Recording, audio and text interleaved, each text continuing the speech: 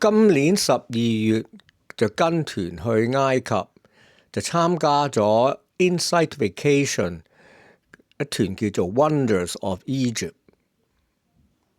詳細情形咧就喺呢個 video 視頻入邊嘅 description 嗰度就有佢個網址。嗱，呢個視頻咧就分為兩段。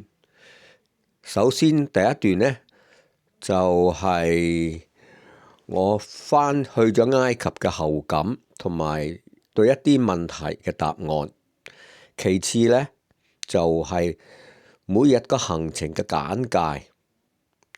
嗱，當我同朋友講話我準備去埃及啦，佢哋第一個問題就係安唔安全㗎？好，我可以講無驚無險，我就翻咗屋企啦。喺埃及嚟講，一般對遊客嘅安全係十分之重視嘅，尤其是係歐美日本遊客。我入住嗰2間酒店，人同埋車都要經過安檢。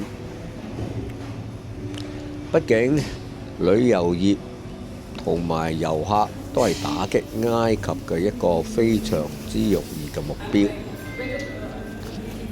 咁其他 YouTube 視頻呢，都話成日都有講話點樣遊客嘅手法。我睇一般嚟講嘅話，都有啲啱嘅。我曾經亦都試過話有人同我講1蚊6個賣6個 minute 俾我，我俾1蚊之後，佢就話唔係1蚊1個，咁我話唔買啦，回水啦。咁佢就話佢都知道冇水回，我都知道冇水回噶啦。咁佢就話2蚊俾晒我啦。我又唔會太過上心好似俾人呃嘅。畢竟都係1-2蚊嘅數目啫，當係買一個體驗啫。去埃及旅行安唔安全呢？我個答案就係好難講，因為我哋通常呢就跟住導遊嘅，所以就覺得好安全。只有一次呢，我哋就自己走出去酒店嗰度就揾餐館。不過呢係9個人一齊，而且係開羅市中心入邊，就冇乜問題。只不過呢問題就係冇揾到一間餐館可以容納我哋9個人，或者呢就係烏煙瘴氣，好多人食煙。又另外一次呢，喺一個小鎮叫做 Komombo 嗰度嘅時候呢，晚上有一個團友就病，就要落船買藥。我同佢同埋領隊一共3個人呢，就走出去一間藥房嗰度，要經過幾個街口嘅。就有比較驚險，因為呢夜晚好多青少年呢揸住電單車喺街上面衝來衝去，又唔開車頭燈，有時呢仲喺我哋身邊嗰度擦過，好似喺度盤我哋咁樣。喺街邊嗰啲小販小吃嗰時候呢，俾人望住晒，好似有好奇怪嘅眼光咁。最驚嘅話，仲有一隻流浪狗喺我哋後邊全程跟住，好似連隻狗都知道我哋係外地人。不過好彩有驚無險，成功買咗藥。所有嘅旅遊景點呢都有軍隊守衛嘅，嗰啲軍隊呢都企站崗喺鋼板嘅後邊，有陀槍實彈，有晒機關槍，而且仲有好多機關槍嘅瞭望塔，亦有好多重安檢，都幾麻煩。喺 Giza Pyramid 嗰度個停車場呢，仲有專人用一塊鏡照下車底有冇炸彈，同埋有見到好多狗嚟bomb sniffing 啦，我諗係。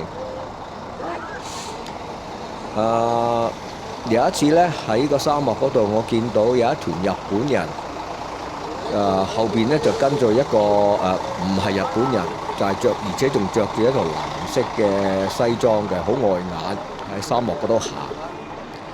咁我見到佢我見到佢個西裝下低咧，仲有一支機關槍，係嗰啲細嘅submachine gun，仲有2排子彈嘅，我好明顯見到。咁我問個領隊點解咧？佢就話：因為911之後咧，所有歐美團同埋日本團多過一定嘅人數咧，就有私人嘅保鏢全程保護嘅。嗱，未去埃及之前呢，一個最大嘅問題就係要帶咩衫去。12月嘅開羅，日間嘅天氣氣候可以去到20度 C 左右，但係到晚上呢就會跌到10度 C， 所以必定要帶1-2件薄嘅外套。我個經驗嘅話，even 日頭喺 Giza Plateau 睇金字塔嗰時候，着一件風褸都 OK 噶。第二個問題呢，就係要換幾多埃及磅 Egyptian pound。原來係turns out喺美國嘅話就冇辦法可以換到 Egyptian pound 嘅，喺機場都換唔到，因為埃鎊有外匯管制。不過咧，好彩去開羅入住咗酒店嗰時候咧，佢入邊就有啲叫 Hotel Bank， 24小時服務，有職員就幫你換錢，都幾方便㗎。第3點要提示一下咧，就要隨身帶住少少嘅錢攞嚟做小費，同埋去廁所用。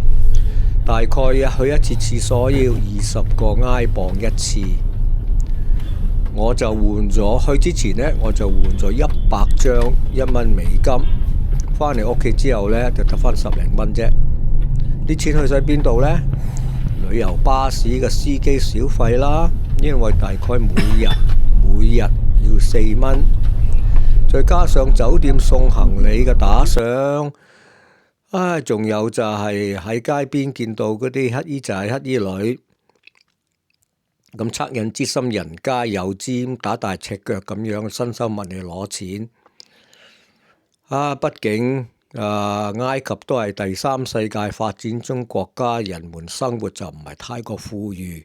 不過咯，就要小心，一見到有人嚟俾錢嘅話，其他嗰啲乞衣仔就會衝埋嚟，一窩蜂咁樣，所以真係要準備定多幾張啦。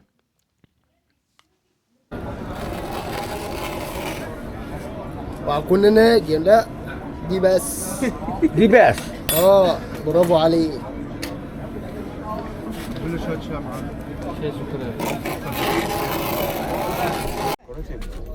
تعالي